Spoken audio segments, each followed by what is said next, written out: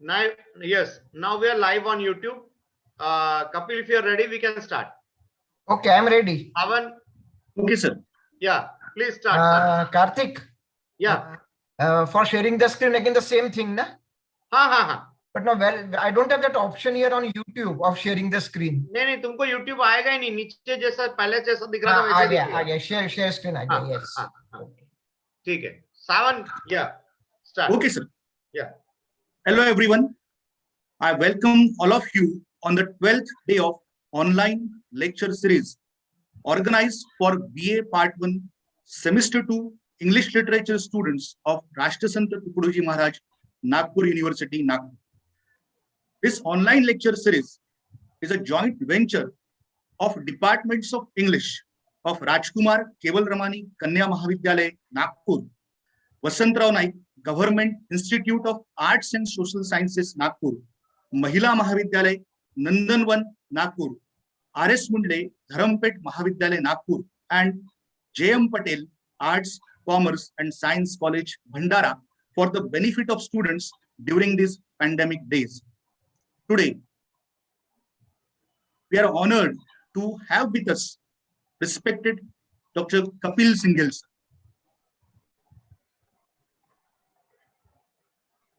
Respected Dr. Kapil Singhel sir has teaching experience of more than 24 years. At present, sir is working as an associate professor and head at postgraduate teaching department of English of Vasantrao Naik Government Institute of Arts and Social Sciences, Nagpur. Respected sir has 2 books to his credit as an editor. He has edited the book, The Knowledge Tree, along with 3 other contributors. This book was prescribed for BA Part 1 compulsory English course of Rashtrasanta Tukadoji Maharaj, Nagpur University till the session 2019-20. He is also an editor of the book Literature from Elizabethan Age to Restoration Age, along with 2 other contributors. This book is prescribed for BA Part 1 English Literature course of RTM Nagpur University from the session 2020-21. Respected sir is a member of Syllabus Designing Committee for CPS and CBCS pattern of postgraduate program of Nagpur University. 3 students are awarded with PhD. 1 student has submitted his thesis for the award of PhD, and 2 students are pursuing PhD under his valuable guidance. 2 students are also awarded with the MPhil degree under his guidance. Respected sir has more than 75 research papers to his credit, among which 12 papers are published in reputed journals. 2 papers are published as a chapters in published books. 18 papers are published as full papers in conference proceedings, and respected sir has presented more than 42 papers in conferences, seminars, and workshops.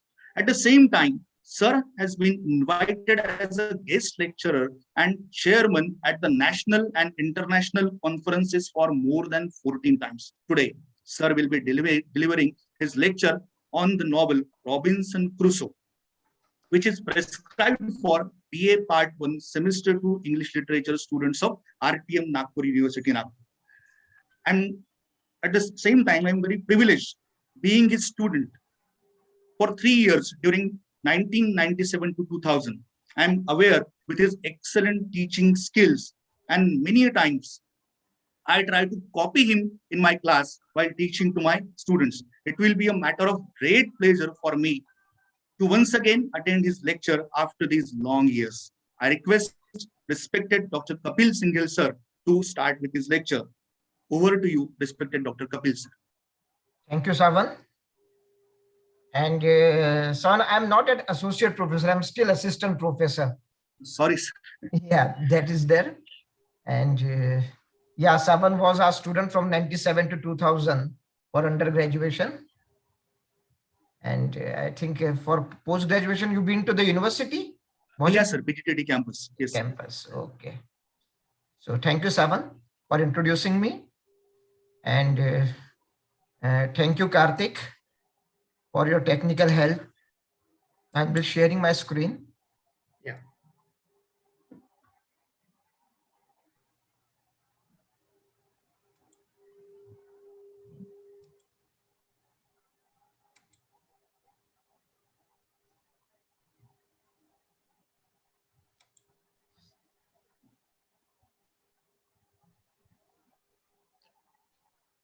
Yes, your screen is visible. Just make it full slideshow. Okay, yeah.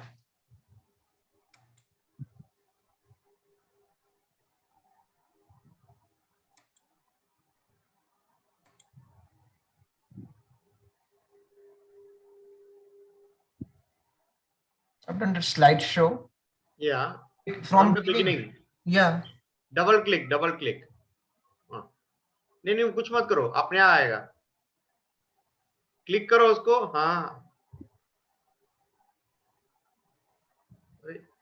हाँ, इसको cross. हाँ अब आ गया. This is fine. Yeah. So welcome students to this series of online classes for BA Part 1 Semester 2 of English Literature, and I'll be going through the novel which is prescribed, that is Robinson Crusoe, studying novel Daniel Defoe's Robinson Crusoe, as just a brief introduction to the writer. Now, Daniel Defoe is considered to be the father of modern English novel. In fact, the critics say that he is the first one who has produced the first, he's the first writer to produce a novel of genius in the history of English literature. And that novel is Robinson Crusoe, which has been prescribed for your this UG program. And the other 4 novels, well, he has other writings as well. He was he was the editor of a journal review and all, but he's well known for these 4 novels, that is Moll Flanders, Roxana, A Journal of the Plague Year, and Robinson Crusoe. The novels, which they were all published between 1719 and 1724. So he's one of the pioneers of modern novel that we have in the English literature. And Robinson Crusoe is considered to be the most successful novel of all the novels that he has written. Now, regarding the source of the novel, there are a few thoughts about it. And one of the source to which most of the critics agree is an autobiographical adventurous novel, which is by a sailor called Roger, in which there is a story of Alexander Selkirk, who was punished and he was asked to deboard a ship, to get down from the ship on an uninhabited island called Juan Fernandez. And it is the experience of that sailor that is the content of this novel, Robinson Crusoe. This is what a few people are of the view, but Daniel Defoe has also said that there are many autobiographical elements in this novel.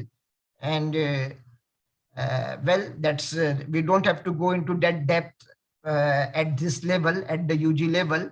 And but one thing is for sure, that whatever account of the experience of Alexander Selkirk is found in the work, a cruising voyage around the world, in that novel, that is, most of it is a part of this novel in a refined way, in a which is presented in a better way. So that is the source of the novel. And you just have to imagine now that this is how the character that we would be dealing with in the next hour. Just have to imagine that this is what his physical appearance might be. And in this novel, you have to deal with the novel on 3 fronts. One is it's a study of economics, how the development takes place on that island, how the different needs, different requirements are fulfilled by Robinson Crusoe. That is the one thing. Another, it has got a religious theme, as you must be aware of the story of Adam and Eve, and how they were instigated by Satan to go against God and taste the fruit of apple in the heaven, and that is what has brought the suffering to humankind, to human beings. That is what the story is, and that is an act of disobedience by Adam to Father God. And similarly, right at the beginning, here we find that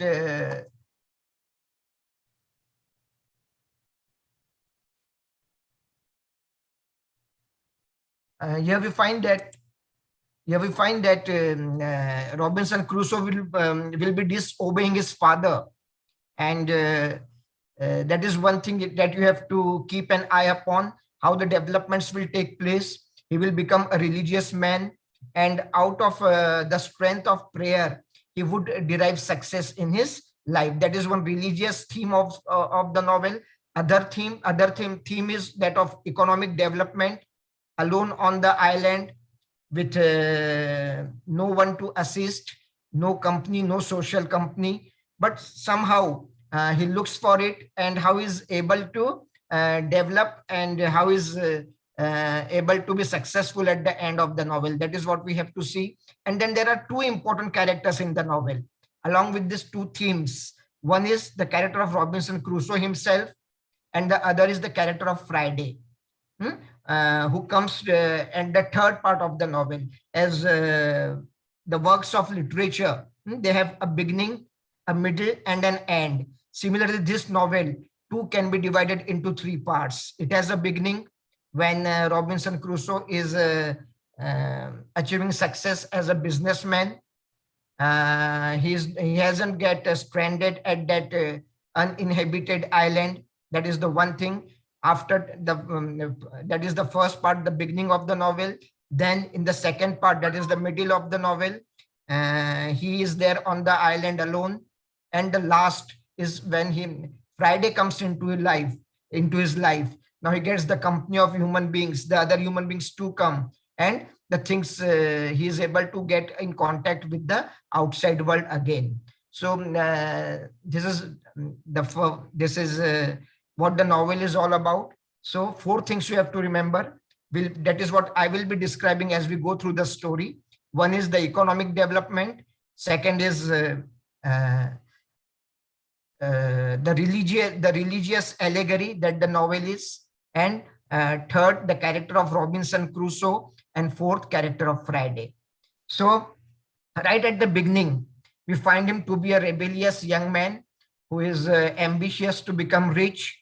His father, who is a satisfied man living in a middle-class society, the middle part of life, the middle station of life, where his father is of the view that at this middle station in life, you have a peace of mind, and that is what is most important in this world. But Robinson has got other ideas. He's not at all interested in whatever his father has suggested. He wants to move out. Now, along with the act of disobedience, Robinson wanting to revolt against his father, to rebel against his father, and to move out of his house in the search of better economic financial prospects. That is what we've seen.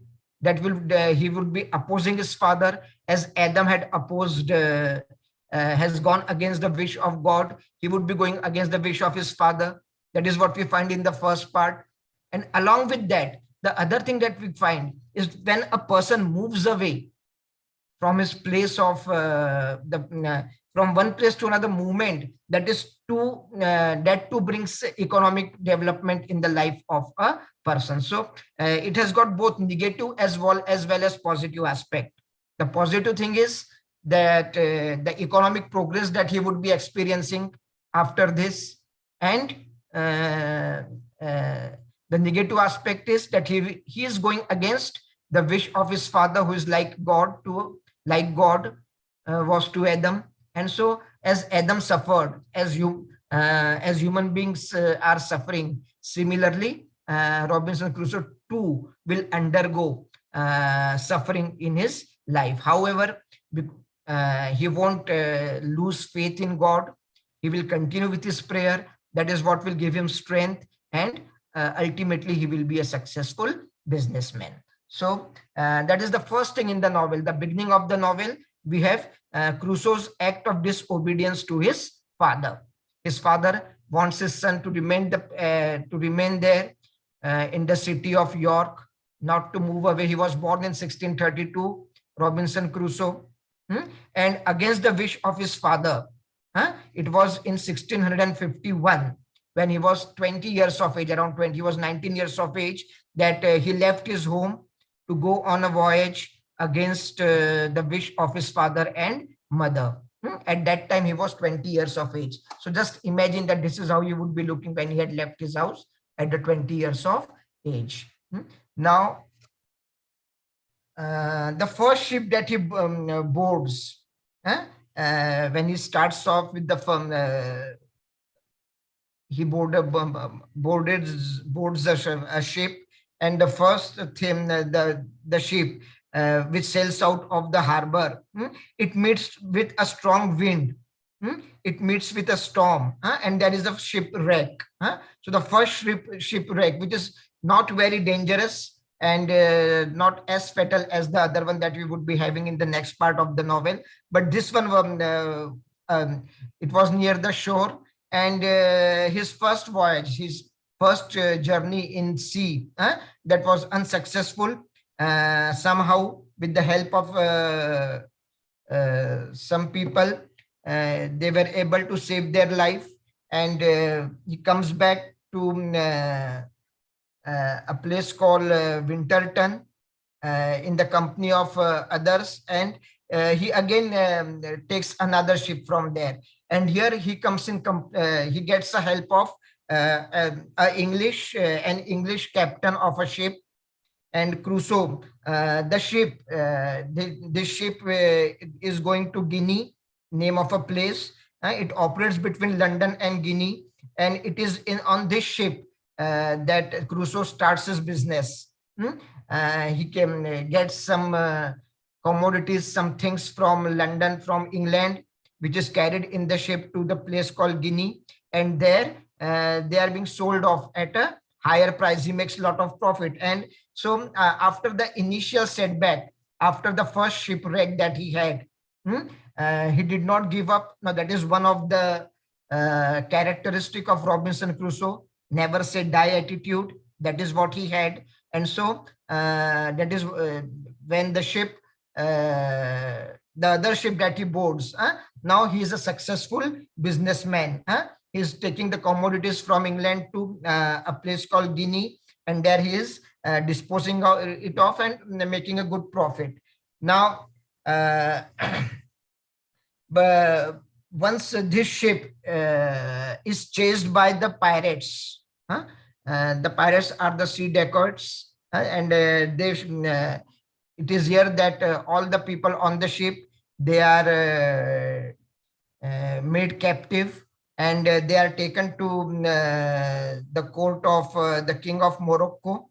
They were chased by a Turkish vessel belonging to pirates, and the battle which takes place between the crews of the two ships, we find that the side of Crusoe, they lose the battle, and all men aboard the ship, they are captured and taken away by the pirates to Morocco. And it is here that Crusoe, now from a successful merchant, from a successful businessman, for a short time, it was a short phase of his time when he had tasted success, he again comes back to square, and now he becomes a slave there. He is taken as a slave. So this is the most unfortunate occurrence of his life. From a merchant trader, he had now become a miserable slave. So that is the one thing at Morocco. That is what happens. But as is always determined to get success in life, to overcome the barricades and hurdles, he makes a plan to escape from that slavery from Morocco, and in the company of a person, of a black boy named Zuri, Zury. It is in the company of this boy that he manages somehow. He threatens the boy, he persuades him. So he tries everything, and somehow he is able to convince the boy that they should escape that place. They would be going away to the another place, and there they will be more. They will be happier there. He will be more successful, and they will lead a better life there. That is how he is able to convince the boy. He is a black boy. In those days, as we all know, that there was a system of slavery, and most of the people who were slaves were the blacks. And he moves on. Now from here he moves when they are moving, when the Zury and Robinson Crusoe, when they are moving in the ship from which they have escaped from Morocco, they have escaped from there, and when they are moving in a ship, they don't know in which direction to sail, but still they are moving. And again, it is a role of chance, luck. He is fortunate that they are picked up by a Portuguese ship, and they are taken to Brazil.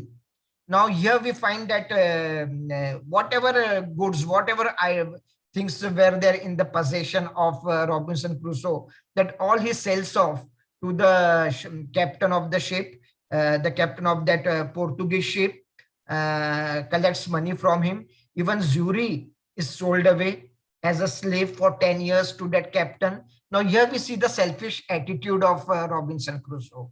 The boy who had helped him to escape the slavery from Morocco, the same boy is sold off for a few penny, for a small sum of money. He sells him off, and but the captain of the ship promises that he will keep Zury with him only for 10 years. He'll try to make him a true Christian conversion. Those were the times when the blacks were being converted into Christianity. That mission was going on. And remember, Daniel Defoe was he was a Catholic. He was a Catholic, and he believed in Christianity. So when the Zury is sold off to the Portuguese, to the captain of a Portuguese ship, and here, after a promise that after 10 years Zury will be free, Zury departs. He goes away from the company of Robinson Crusoe, and now here Robinson, with whatever money he had, with the he is in Brazil now, and here he buys a sugar plantation, and this purchase of sugar plantation, it proves quite profitable to him, and soon we find that he's making a lot of financial profit, and his condition is improving.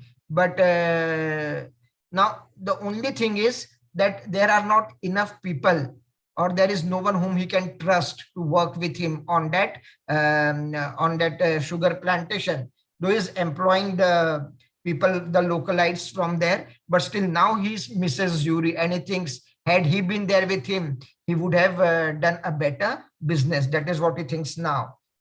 But well, he's not with him, and he was now filled with a desire to rise faster in life. And so after spending 4 years in Brazil on the sugar plantation and making money, he is now prosperous. He has enough money. And now he decides to join a few merchants who had arranged a slave buying expedition to Guinea. Name of a place, Guinea. They would be going there in the market where the slaves, the blacks, would be sold. They will bring those blacks with him, and they will sell them here at a better price, at more price, and make profit. Now with that plan, Now he decides to move away from Brazil, to go to Guinea in the company of some businessmen. So another expedition, another voyage coming in the novel. The first thing that we have seen is his act of disobedience to his father. His father doesn't want him to move out. His father wants him to remain satisfied with the middle station of the life, that is middle class society. But Robinson Crusoe is an ambitious young man. He wants to make fast progress in his life, make a lot of money. He doesn't listen to his father and mother. He disobeys them. The first experience was not a very good one. The ship that he had boarded had met with an accident after a short journey. Now, after that, he came back and he boarded another ship. On this ship, he was able to make a good amount of profit. He would sell the commodities, the things from England, take them to Guinea, sell them off and make money. That is how he was a prosperous businessman. But in one of the voyage, the ship was attacked by the pirates. They had taken him as a slave. He escapes their slavery in the company of Zuri. And somehow they are picked up by, somehow they are moving in the sea when they are not sure about the direction in which they are sailing. But here they are picked up by a Portuguese ship, and they come to Brazil. Whatever things he had, he sells them off to the Portuguese captain. Even Zuri is sold off as a slave. And ultimately, with what the small money that he had, he invests it in the sugar plantation and becomes a prosperous businessman again. So ups and downs in his life. That is what we find. That is what he's experiencing. But see the determination that he has, and he's not satisfied with whatever he has. He would have been satisfied with making profit at the sugar plantation, but no, he wants to, in the company of other businessmen, he wants to go to a place called Guinea, from where they would be bringing slaves and making more money, making more profit. Now, with that aim, after 4 years in Brazil, he starts on this voyage to a slave buying expedition in Guinea. And on 1st September 1659, he boards this ship. This expedition starts. So you have to maintain the chronology as well. Born in 1632, he leaves his home in 1651, and the voyage that will in which he will find himself on that isolated on that island, on that uninhabited island. That started on 1st of September 1659. And the ship, after the ship had been on the sea for 12 days, a violent storm began to blow. Now, the ship in which they are moving towards Guinea to get to buy the to get the slaves whom they would be sailing off. Now, here the ship in which they are traveling now, that meets with a storm. And again, here we have another role of chance. That is another role of chance is here, that all the sailors, all the businessmen who have boarded that ship, they all die, and it is only Robinson Crusoe who survives. So that is what we have. So he's carried ashore by waves, and he finds himself on an uninhabited island. Now, from the shore, he gets the view of the ship, which is not very far away from the shore. He has no option, but somehow gathers courage, swims to the ship, and there are large number of things of daily use on the ship. The number of articles which include food, weapons, tools, and other material. Whatever is there on the ship, whatever he could carry on with him, that all is collected And with that, he comes back to the island. And it was on 30th September 1659 that he had landed on the island for the first time. So Crusoe, for the first time, he had set his foot on this island in 1659. So now the first part of the story is over. The first part of the story, we find him a son who has disobeyed his parents. We find him a young man with a never say die attitude. In spite of his first voyage meeting with a storm, he again is determined to be a successful businessman, takes on another voyage, another ship, and is a successful businessman. Then the fall in his life, he's taken as a slave at Morocco. That is the third thing you have to remember. After that, somehow he escapes that place in the company of Zuri, a black boy.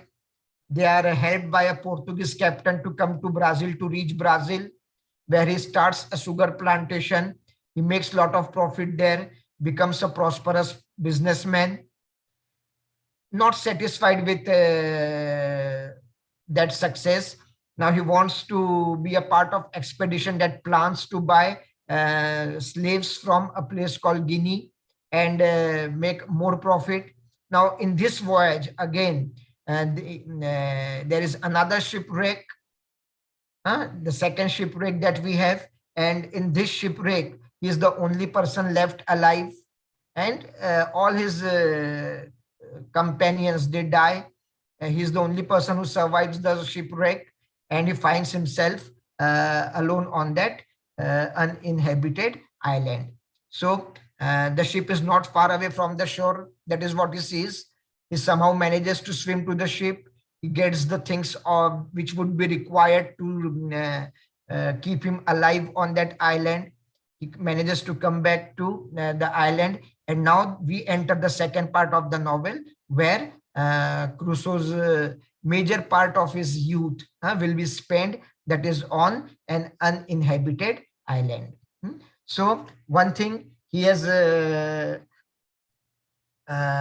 gone against the wish of his parents, so he's suffering for that. This is a religious allegory. Another thing, we have seen the economic ups and downs, financial gains and losses. That is what he is experiencing. But his determination and his never say die attitude is something which is helping him to move ahead in his life. Well, so now here we see the economy, how the first thing we have seen, that he has moved out from his native place. He has not kept himself confined to the city of York, where his parents wanted him to remain and live a middle class life. He has moved out of that. That is the first thing that we see of economic progress. And now he enters an uninhabited island. That is the another thing we find. Perhaps he would be looking like this. If you remember the earlier one, it was this one, when he had left his house at the age of 20. After that, he reaches an uninhabited island. And now just imagine that he's looking like this. So now he reaches the island, and the first thing that we require, one of the basic necessities of human being is shelter. So he chooses a suitable spot which is close to the sea. He builds a hut there. And what is the shelter? What is the idea of having shelter? We need security from dangers, in those days from wild animals. Well, nowadays we live in concrete jungle. So there's not that much danger of the wild animals. But in those days, when the human being was more in company of nature, so we were near the beast, near the wild animals. So we needed to protect ourselves from those animals. That was the one challenge before mankind. The other one, you have to protect yourself from nature as well. It can be a storm, it can be rain, from winter, from the summer of Nagpur. So for all that, we need shelter. So the first basic necessity which was required on that island, where he was alone. So he chooses a suitable spot near the seashore, and he builds a strong fence around it. So now you see, security is very important for any economic progress. And the first thing is the security which should be there. And that is what he starts with. He manages his house, builds a small hut where he digs a cave in the rock behind the hut. And that would serve as a storeroom, as a cellar, where he can store the things, the food, and that he would be requiring in the coming days. So all the arrangements, not only shelter, but security is provided, and other arrangements where he can store his food. So another basic necessity. He takes measures to keep gunpowder dry against rain and lightning. He has carried some gunpowder barud with him from the ship. In case there is any danger on the island, he need to protect himself. So with that purpose, he's carrying it. He manages to kill a wild goat for his food. And now he gets more and as the days pass, he gets more and more acquainted on the island. He is moving from one place, it's a big island, and moving from one place to another. He understands what lies where on that island, and but still alone. Man is a social animal. Man, we need company.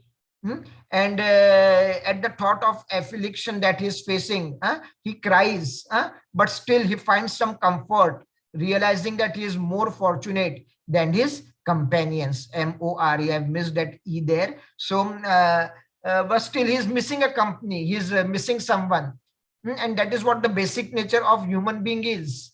We are a social animal, and we need company. So, far away from his parents, far away from his sugar plantation, away from the civilized human society. He's alone on this island, and somewhere now he blames himself for the situation that he has landed in. But still, there is solace. He draws solace from the fact that the other sailors, they are no more, they have lost their life. But the Almighty God, the grace of God has kept him alive. So his belief in God, that is what we'll find increasing hereafter. We'll find that how he is making different arrangements for himself. He has started with the shelter. He has started with a storehouse where he can store the food, a cellar. He has made arrangements for to protect his gunpowder, to keep it dry against rain and lightning. He manages to arrange food by killing a wild goat. So necessity is the mother of all inventions, and that is what we are finding now. His necessity of doing all that, but still somewhere he's sad, but he just is able to draw a solace. He's just able to really actually is not happy, but still he is able to console himself at the thought that he is more fortunate than his companions. So this is the initial experience that he has on the island. Now, there are some means of survival on the island that he had carried with him. And he invents a kind of calendar for himself, so that he should not, so that he can keep track of the passing of days and week. And he provides himself with all the amenities, with all the basic amenities, whichever possibly he could. He makes a table and a chair, and that is what we find in the one of the photo. In one of the picture, we find him making some marks on a piece of stick. He is doing there by making marks in a wooden cross. He creates a calendar. That is what we find him doing. He is making a calendar so that he can keep track of the passing day, the passing time of the weeks, months, and years. And in the next, in the another photograph, we find that he is making a table and chair. So now the economic development is taking place. Whatever the requirements are, somehow they are being fulfilled. comfort. Now, after security and all, when all those things are there, he has been successful in arranging food. He has been successful in providing protection to himself. Now, after that, the other requirements of life, table and chair, it comes after that, after the basic necessities are over. That is what we find, that he makes table and chair. Now, that is that economic progress that is taking place. Then, other than that, he accidentally drops some grains of barley and rice out of a bag. It just accidentally happens, and is amazed one day to see a few ears of corn growing from the earth. The crops of barley and rice, they grow, they come out of the earth. And from this experience, he learns that he would be able to grow both barley and rice on the island with the seeds which he obtained from this accidental crop. And in course of time, he puts his plan into practice and began to obtain a regular yield of both barley and rice from the soil which he prepared for the purpose. So earlier, he would, as we have symbolically, we have been told that he had to kill a goat to satisfy his hunger. But now he is from that, he is moving towards agriculture as well. He has understood how to grow rice, how to grow barley. And so that again is developing on that side as well. So this is how the economic progress is taking place. He has devised a calendar for himself. He has made a table and chair for himself. And accidentally, it was just by chance that he was able to understand how to he was able to know a place which was fertile for barley and rice, and he grows the crops there. Now, this is the beginning that he has on the island. First, we find that the basic necessities are fulfilled. Then he takes a step ahead, and the other requirements too are fulfilled. But now, the next thing that comes now is he falls ill. And now this is what marks the beginning of his spiritual development. This is one of the most agonizing experience on the island that he has. And that illness, it lasted for several days. And during that illness, he comes across a terrible dream. He has a terrible dream in which a man is descending from a cloud, coming down from a cloud, moving forward with a long spear in his hand to kill Crusoe. Now, it's a nightmare, a horrible dream that he has when he is physically not fit. And the person who's coming down with the spear, that perhaps is the God who's coming there to punish him. He doesn't want Crusoe to remain alive, perhaps. That is what his interpretation is. But when he wakes up from his dream, he is reminded of the advice that his father had given, and in which the advice that he had disobeyed, and he now realizes the need to appeal to God for help. And now from here he starts offering earnest prayer to God and seeking God's grace. And when he recovers from illness, he makes it a practice to read a few pages of the Bible every day. So now this transformation has taken place. And the person who has been able to arrange the basic necessities for himself on that island, after that, certain things of comfort, that is what he could manage. And now the third thing, he is moving towards religion. He is moving towards the God. So this is how the development is taking place in the life of Robinson Crusoe. For you can't preach religion to empty stomachs, isn't it? That is what G.B. Shaw has said in the novel, in the drama Major Barbara.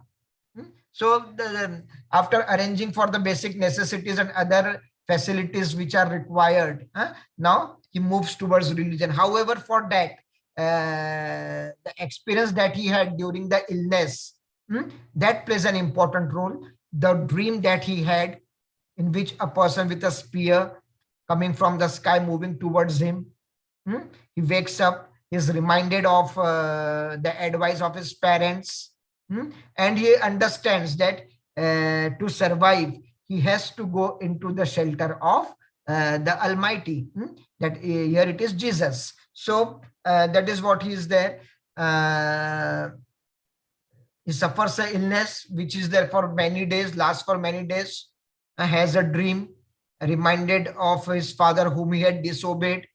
He realizes that now he need to offer earnest prayer to God to survive, and makes it a practice to read a few pages of Bible every day. So this is what we have in the development that we find in Robinson Crusoe. Now, the food is available in ample stock. He is enough of food. He need not worry about it. There is abundance of grapes, or there are other fruits on the island. He dries the grapes and converts them into raisins, kismis. Now, with all his basic necessities being fulfilled, he has pets with him. He has a cat, a dog, a goat, a parrot. The dog and cats. There were 2 cats, a dog that he had managed from the ship, who were traveling with them on the ship when the ship had wrecked. Now, you see, somewhere this kind of things, they don't occur in the works of Shakespeare. And that is why Shakespeare is considered to be the greatest dramatist. Well, here is a novelist, Daniel Defoe, but perhaps not as good as Shakespeare, because when all the sailors on the board, when none had survived except Robinson Crusoe, how could a dog and 2 cats survive there? Now that is the question. But somehow we have to imagine things. We have to give away the reality somewhere and to come into imagination. And he could manage to have a dog and 2 cats from the stranded ship. They had survived along with Robinson Crusoe. He had a parrot whom he had taught to speak like human beings, and a goat. So his needs being fulfilled now, he can afford to keep pets. There is no shortage of food. He has number of pets. He has a parrot. He has a goat, cat, dog, and it is in their company that he is passing his life on that island. Now, in spite of the company of the pets, but even the company of these pets is not that satisfying, and he's unhappy as he's living a solitary life. So, first of all, the basic necessities, making of a hut. Second, the other requirements of life, for example, table and chair. Third, he is able to have some development on agricultural side. Fourth, because of prosperity and availability of food, he could afford to keep pets with him. So this is how his life is changing. The development is taking place in the life of Robinson Crusoe. Now, one day while moving on the island, he's unhappy in his solitary life, but amenities are there, things are there which are helping him to survive. And for that, well, one thing that I've missed out is that now he's reading Bible every day. The Bible is being read every day. Now that is also one development that we find in Robinson Crusoe. But one day he comes across a footprint in the sand on the seashore. And now this footprint is an indication of some unknown danger. Now it is here he loses the peace of mind. Now he understands that he's not alone there. There must be some other people around. And along with that footprint, he also discovers skulls, hands, feet, and bones of human which is close to the shore. And in the 23rd year on this island, one night he sees a number of savages sitting around the fire. So first footprint is seen. He realizes that some danger is there. That is an indication of a danger, that he is not alone. Along with the footprint, he is able to discover the remains of a human being, the human being who was consumed by the cannibals, who was eaten away by the cannibals. And one night on the 23rd year on the island, it is here that he actually sees a number of savages.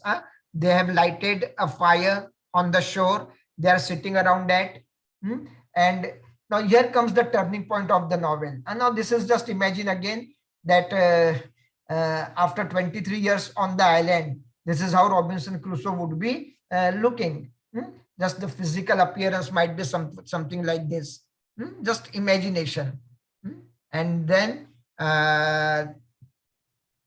he understands that the cannibals are regularly visiting that island. So he is not safe there. But we have another shipwreck of a Spanish ship. And as being on that island for such a long time, he was in need of some more thing. And that Spanish shipwreck again helps him to collect some more material. And now here we have one incident that he makes a boat for himself, which is a bit bigger in size, and is unable to push it into the water. He is unable to take it to the shore and into the water. Now here we find that one single man cannot achieve everything in life. There has to be teamwork. Had he been in the company of someone, he would have been successful in pushing the boat into the water, but that he couldn't do. Now again, that is an economic aspect where you need a team. You need other people around you to work along with you. Only then you would be able to get the desired results. So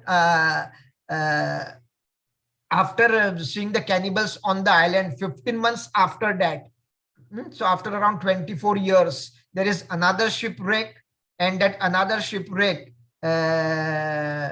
is again a blessing in disguise for him. He takes his canoe, a small piece that would float on the water, to that ship, collects the material, whatever is available on the ship, and comes back to the island. But during these days, he is being always haunted by the disobedience that he has done towards his parents. So this is what we have in this part of the novel. And now we enter the last part, the third part of the novel. The middle is over now. We have seen the economic progress and development of Robinson Crusoe in the middle. In the first, a struggling young man but determined. In the second part, economic development. And throughout the story, the religious allegory is going on. The act of disobedience, that is the one thing that we had. As Adam had disobeyed God, similarly, Crusoe disobeyed his father. But on the island alone, he understands that he needs the company of God. He needs the help of God. He needs the blessings of God. And that is why he starts reading Bible. That is what we have. Now, he understands that he is not alone. He gets a view of cannibals on the island. And again, for the second time now, there is another group of cannibals on the shore. And they had 4 prisoners with them. But somehow, after killing the 3 prisoners, the 4th one tries to escape from those cannibals. And it is Robinson Crusoe who is hiding in the bushes, who is keeping a watch on those cannibals. And he has a gun with him. He fires a gun. He helps that the 4th prisoner to escape from the captivity of these cannibals. One of the cannibal is killed in the fire. The others, they get frightened and they all run away. They take their boats and go away from the island. But the one who has survived, now there we have a picture again. The fun is the cannibals who are enjoying dancing around a fire. And in the next, we have, you see the Friday is there. The fourth prisoner, he was named Friday by Crusoe because it was on the Friday that he was able to escape the captivity of those cannibals and become a companion of Crusoe. And so that is why it is here. He is named Friday and he is accepting Crusoe as his master. And hereafter you will find the honesty, with all the honesty that Friday serves Crusoe. He owes his life to him. He knows that it is only because of Crusoe that he has been able to survive. And so he will remain honest to Crusoe throughout his life. So now here Crusoe gets a company of another human being. Now again, and that is Friday. Now here Crusoe and Friday, a still from a movie of Robinson Crusoe. So after that, getting the company of Friday, Friday helps him in many of the matters. They make a boat together. But almost after 25 years on the island, there is another incident and another group of cannibals. They come onto the island with two prisoners. And again, these two prisoners, Crusoe who is in possession of the arms, he was in possession of the ammunition. Again, he is able to fire at the cannibals who run away. And these two prisoners too, they are saved from being killed by those cannibals. And out of these two prisoners, one of them is the father of Friday. So after that, there is another ship near the island, and there is mutiny, rebellion by the sailors against the captain. This is the island which is near. The captain gets down on the island, and again Crusoe and Friday, they help the captain of that ship from England to fight the sailors who had revolted against the captain. And the captain is able to get back his ship with the help of Crusoe and Friday. So now once again, he is no more isolated, he is no more alone. He is coming in contact with the civilized world. Earlier he came in contact with the cannibals. Friday, who is converted into a Christian, that is into a gentleman, into a civilized person. They are protecting the lives of other. An English captain against whom his sailors had rebelled. There was mutiny against him on the ship. Now again, justice is done to him. And after 28 years on the island, on 19 December 1686, Crusoe, in the company of that English captain, starts on a voyage for London, for England. And after 28 years, he leaves the island on 19 December 1686 to reach England. After 6 months, he reaches England. So now the last part of the story, we have entered into the last part of the story. And after his return from the island, 20 years after spending 20 years on the island, perhaps he was looking like this. Just keep imagining. Now we have entered to the last part of the novel. Crusoe is away from that island. There are a few sailors on that island who were there on the ship of the English captain. They have decided to settle there. All facilities are available there. Robinson Crusoe had made all the arrangements for food, for protection, for shelter. Everything is, so they have decided to remain there. Friday's father and a few more blacks are there in their company. So a kind of society is coming up on that island now. It is no more an uninhabited island. There are people who are living on that island, and from in the company of that English captain, he reaches England. From England, he goes to Brazil, and in Brazil, he finds that his sugar plantation was yielding a regular income to him. It was bringing a lot of income to him. The profit is continuing. He sells off that sugar. Now again, so many years away from the sugar plantation, and yet he is able to get it back. Now that is something which is surprising. There was no one to look after that, but still he is making a profit out of that. How all this is possible? Now this only Defoe knows.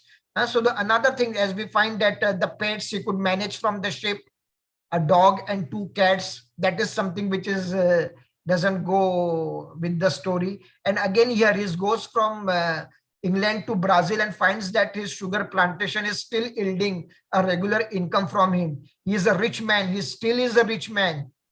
All the profits that were made for all 23 years, he disposes of the sales of the sugar plantation, acquires a lot of money, goes back to England, marries. He has 2 children. He has 3 children, 2 sons and 1 daughter. And then in 1694, he goes on another voyage to East Indies, to a place called East Indies. And on the way, he stops for a brief stay, for a short stay on the island which he had colonized. And now here people are living, a colony is coming up. And the credit for that goes to Robinson Crusoe. But he is happy in England. He is having a lot of money. He has a family. And he is leading a life of a rich man in England with all facilities and all comforts. So luxuries, comforts, and luxuries and comforts. So this is what we have. This is how the story ends. As I've told you, to divide it into 3 parts. The beginning, before he reaches the island, then his life on the island, and then on island itself when he comes in company of Friday, and religious allegory, his faith in God, the reading of Bible, the act of disobedience towards parents. He has to suffer for it. He has to pay for it, but still the prayers are there to help him out from that situation. And ultimately he is a rich man. So this is an allegorical that you have to keep faith on God. You have to trust God to be successful in life. One thing, economic development, economic progress that we have seen on that island where there was nothing, but still he could manage the basic necessities. Then he could manage the table and the chair. Then he could manage the agricultural yield along with the killing of a goat. That is what the first happens. But then he has been able to grow barley and rice. Then after barley and rice, then after that we have he is able to keep pets with him.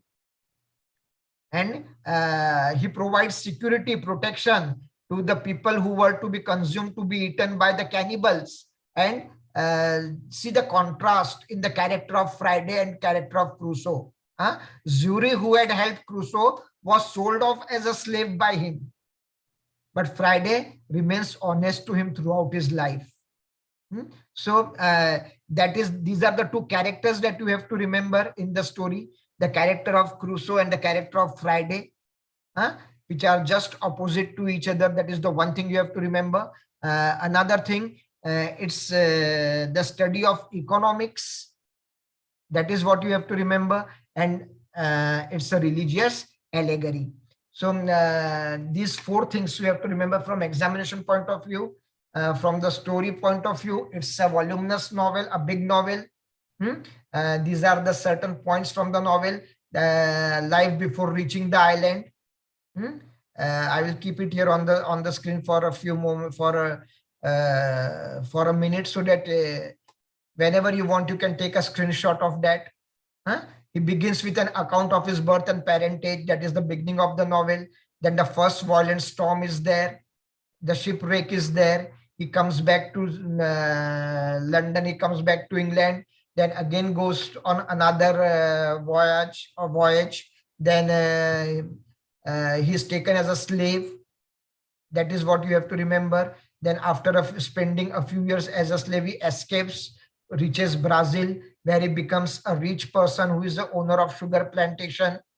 But again, his dissatisfaction, and he's dissatisfied and wants more, and wants to get involved in the business of bringing and selling slaves. And again, his ship meets with a storm. A shipwreck is there, and he is the only person who survives on that isolated island. Now, this is the first part of the story. The second part are the adventures on the island. He is able to manage the things that he would require for his survival on the island. Then he makes a habitation for himself, a house for himself with all protection and facilities to preserve things. Then he is able to understand that he can grow crops of barley and rice there. He is able to breed goats, make a boat. Other animals are there as pet. But we have a serious illness. That is one of the things you have to remember. And it is this illness that makes him read Bible every day thereafter. After that illness, he starts reading the Bible every day. That is one thing we have. And then there is a discovery of a footprint on the island. That is the second part. Now, in the third part, Friday comes in his life. Friday is protected. Then there is another two people are rescued. One of them happens to be Friday's father. Then there is a mutiny against English ship captain. Crusoe is able to fight those sailors along with Friday, and they are able to give the ship back in the command of that captain and in the company of this captain. And Friday, Crusoe goes back to England, and after that he comes back to Brazil, disposes of the plantation, makes a lot of money, gets married. He has children now, and he leads a happy life. This is how the story of Robinson Crusoe goes. When it comes to the question answer, and we are working on that on a different platform. Your teacher will provide it to you. It will be shared by all the teachers of the affiliated colleges, and you need not worry about that. We are working on that as well. But the first thing you have to remember of this big, a long novel, a voluminous novel, how to summarize it. That is what I've attempted. And remember the few important incidents, the 4 questions for long answer you have to remember, and the material for MCQs will be provided to you by your teacher. So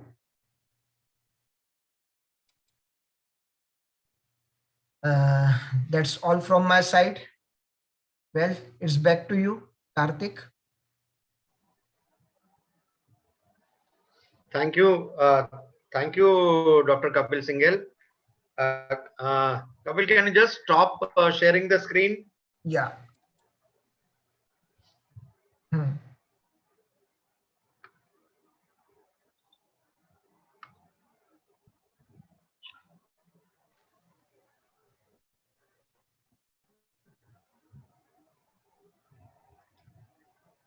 Yes, Karthik.